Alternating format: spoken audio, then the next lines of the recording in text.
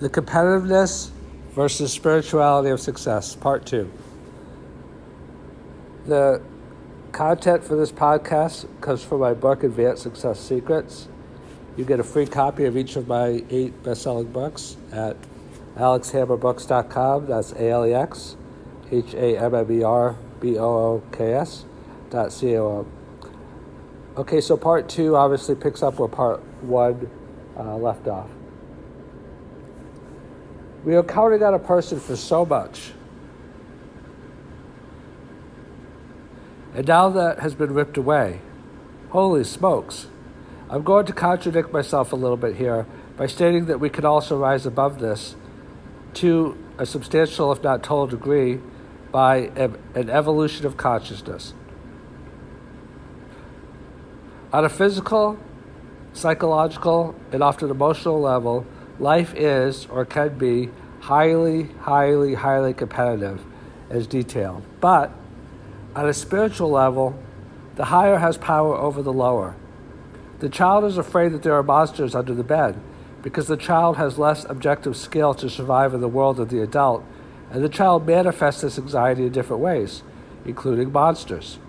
The classic notion of identification is another way, and why, except in extremely bad circumstances, when push comes to shove at a minimum, children will generally listen to their parents and teachers and allow themselves to be socialized, rather than running away from home at a young age and setting up a base camp of their own.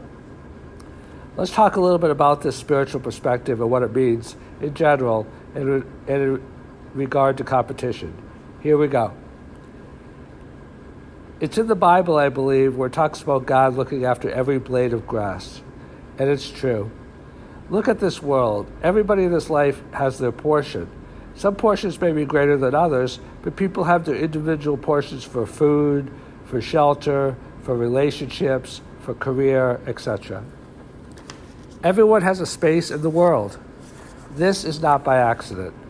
Our anxiety over competition actually makes us more vulnerable due to the law of attraction and our emotions being the discerning guide.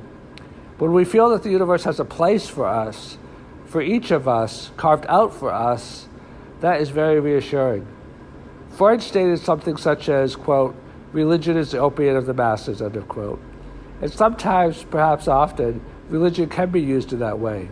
But there are spiritual laws just as there are physical laws.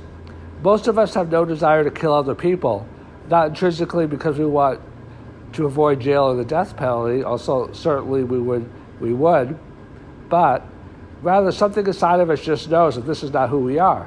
It is not what we're about. It is anathema to our basic being. Now, of course, in wartime, etc., this could be overridden to a degree.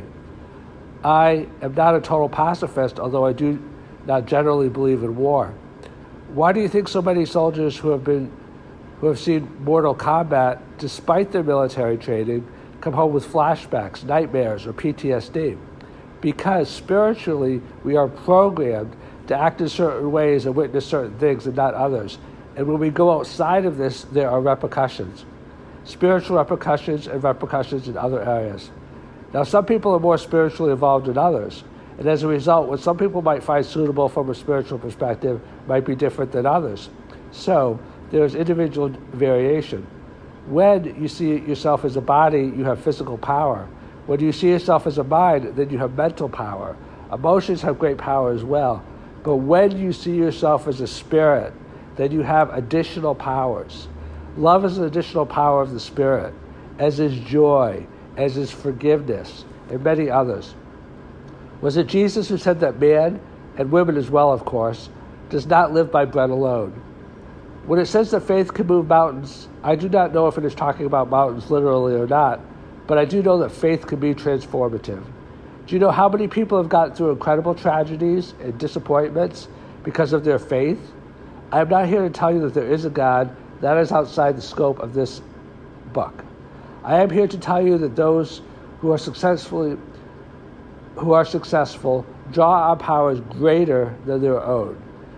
This, if you want to be successful, is one of the greatest success secrets you could ever know.